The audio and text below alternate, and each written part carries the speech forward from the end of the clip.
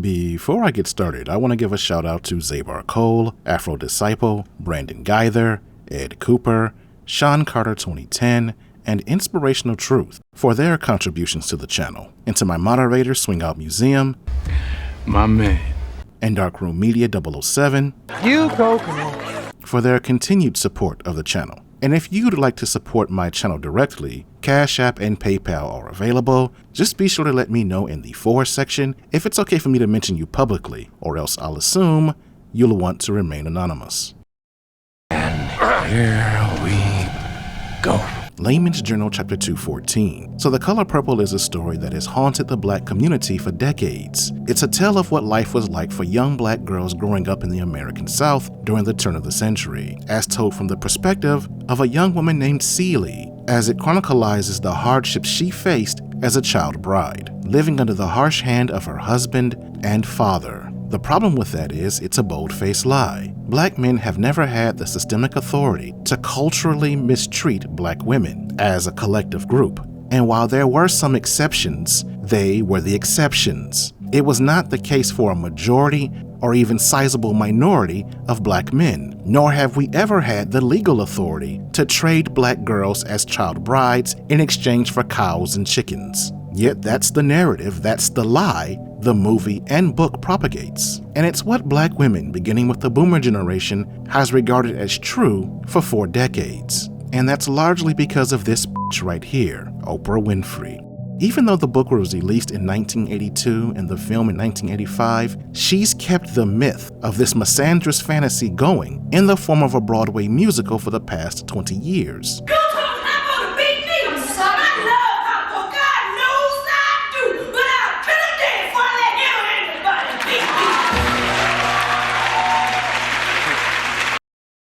Good grief. And recently, the musical rendition of the film was brought to theaters courtesy of her, and it was a hit when it released 2 weeks ago on Christmas Day, or at least we thought it was, as all of the new reports suggest now that the movie is tanking at the box office. And I've got some wonderful things to say about that. So, let's get it.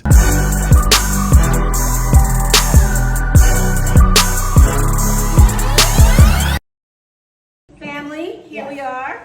This just in from Jeff Goldstein, head of marketing for Warner Brothers. Team TCP, Merry Christmas and congratulations on our launch. TCP is off to an amazing start.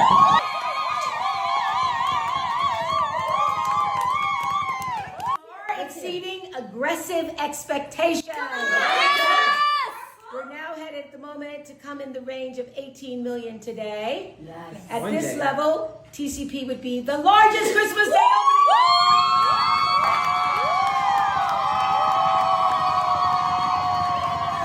It isn't over, and we still have evening shows left, so these grosses aren't final yet. Okay. Yes. There you go.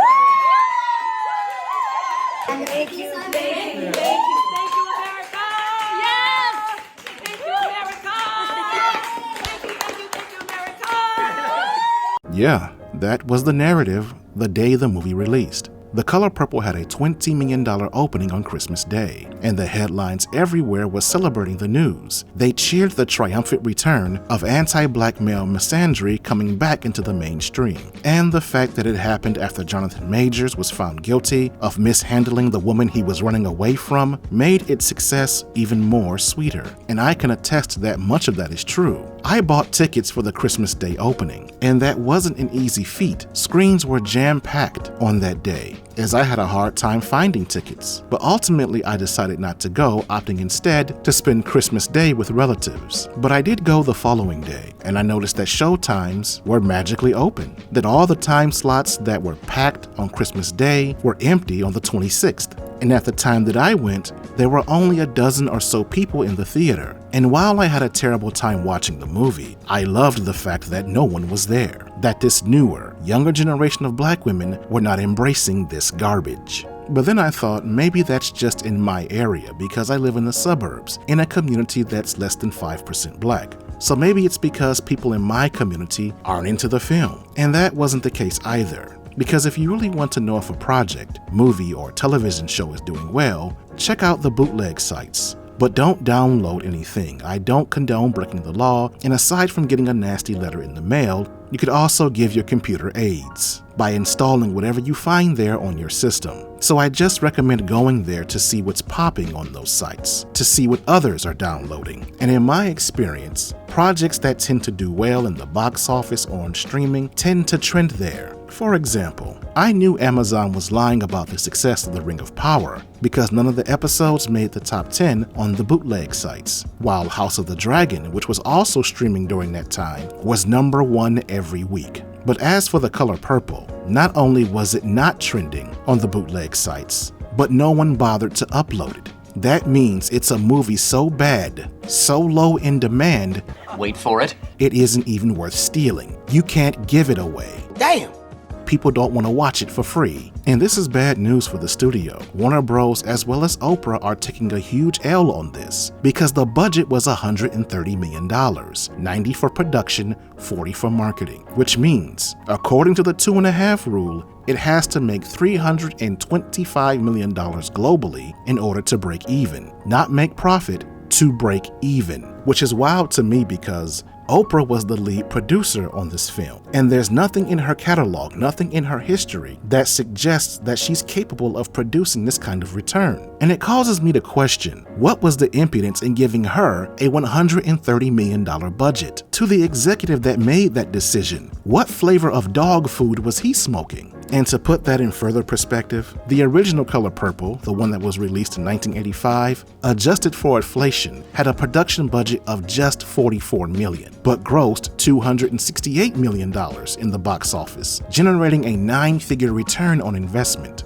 But that film was led by Steven Spielberg, who had already done hits like Jaws, E.T., and Indiana Jones. He had a well-established track record of success. It's even more hilarious when you consider the fact that Godzilla Minus One, an action film with tons of special effects, a film that many believe to be the best of the year, is nearing $100 million in sales on a production budget less than $15 million, well below the $30 million needed to break even, according to the 2.5 rule. But what I love most about this movie is seeing Taraji P. Henson fall on her face again. Aside from watching this movie's return to the box office, the thing that bothered me most is hearing her whine and complain about how she's underpaid, even though she's amassed a $25 million net worth and lives in a $6.4 million mansion. Now, I've argued in a previous video, she isn't worth what she thinks she's worth, given the fact that she's not had one blockbuster hit with her in the leading role. Now, she's been a headliner in small budget films, and she's been featured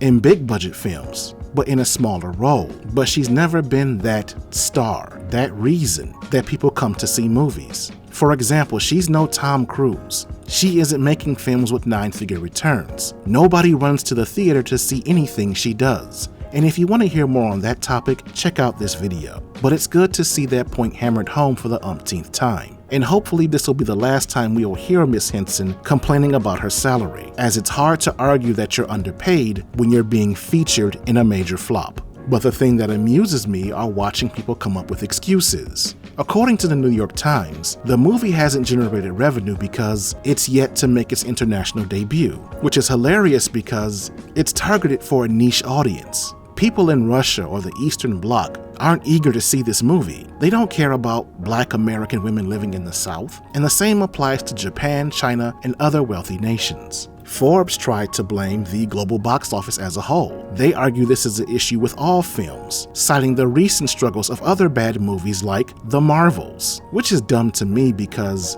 one person's failure doesn't justify your incompetence. So they're all trying to cover for the film, make it seem like it failed for reasons beyond its control. But the bottom line is it's a crap movie, a movie nobody wanted to see, a movie nobody asked for, because it's a musical with a message that younger women who aren't angry with men, aren't trying to hear. So I'm going to close things right here, but before I do, please check out the other videos in my library, as I'm sure there's something there you'll enjoy. And if you like this video, please share the link on your social media platforms, as I cannot stress enough how far that goes into helping me grow the channel. And that's it. That's all I have to say about it. What do you have to say about it? Leave a comment in the comment section and let's have a conversation.